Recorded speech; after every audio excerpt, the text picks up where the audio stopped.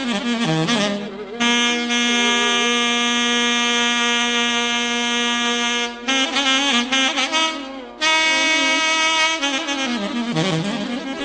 வணக்கம்.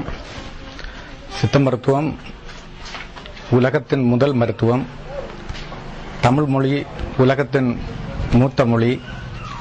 அவ்வாறான ஒரு தமிழ் மொழியில் சித்த மருத்துவம் எழுதியிருப்பது நமக்கு ஒரு பெரிய பெருமையாக உள்ளது.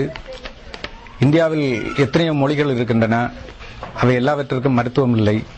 ஆனால் தமிழ் மொழிக்கென ஒரு நல்ல மருத்துவம் இருக்கிறது. இந்த மருத்துவத்தை பேணி காத்தால் மட்டுமே தமிழ் மொழி வளரும். கலைகளை வளர்க்காத எந்த மொழியும் நிலைத்து நின்றதாக வரலாறு இல்லை. அந்த அடிப்படையில் தமிழ் மருத்துவமாகிய சித்த மருத்துவத்தை வளர்த்தால்தான் தமிழ் மொழி நிலைத்து நிற்கும் என்பதை தெரிவித்துக் கொள்கிறேன். சித்த மருத்துவத்தை 3 கட்டங்களாக முக்கியமாக பிரிக்க வேண்டும். அதாவது ஆரியர்கள் வருகைக்கு முன்னுள்ள சித்த மருத்துவம், ஆரியர்கள் வந்த காலத்தில் இங்கு நடைமுறையில் இருந்த சித்த மருத்துவம், அதற்கு பிறகு அகத்தியர் எழுதியது 3ஆம் கட்டம். அகத்தியர் எழுதியதும் 11 சித்தர்கள் எழுதியதும் சித்த மருத்துவத்தின் 3ஆம் கட்டம். அந்த மருத்துவம் தான் இப்போ தமிழ்நாட்டில் நடைமுறையில் இருக்கின்றது.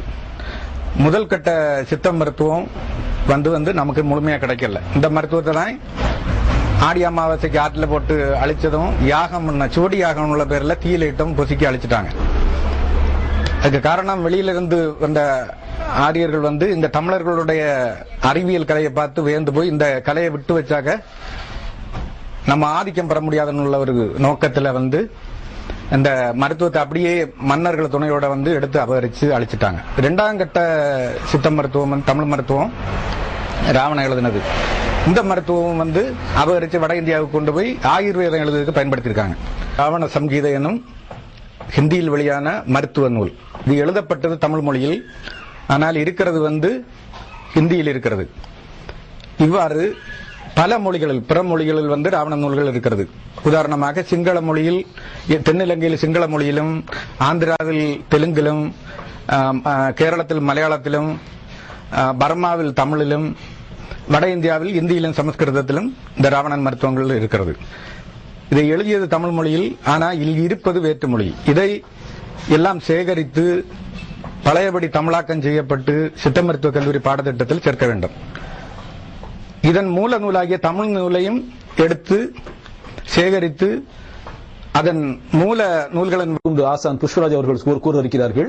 இதில் உள்ள சிறப்பு என்னவென்றால், இந்த தொக்குண முறைகளை 2 பெரும் பிரிவாக நாம் பார்க்கலாம். ஒன்று, நோயற்றவருக்கான முறை. நோயற்றவருக்கு இந்த முறை எதற்கு என்று சிலர் யோசிக்கலாம். என்னவென்றால், ஓரளவுக்கு உடல் நன்றாக ஆரோக்கியம், இந்த மாதிரி குறுக்கால உள்ள தகவல் இடுப்புல வர்ம புள்ளிகள் நிறைய இடத்த தொட்டு வருது. அதனால ரொம்ப பக்குவமா பண்ணணும். இதுல வட்ட கடல்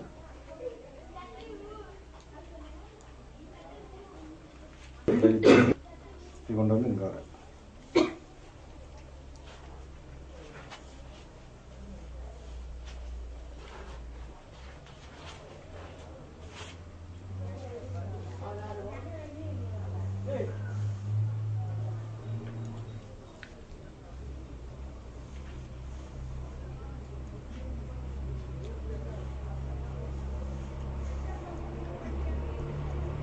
கைப்படுத்தல எல்லாம் அழுத்தங்கள் அதிகமா கொடுக்கக்கூடாது.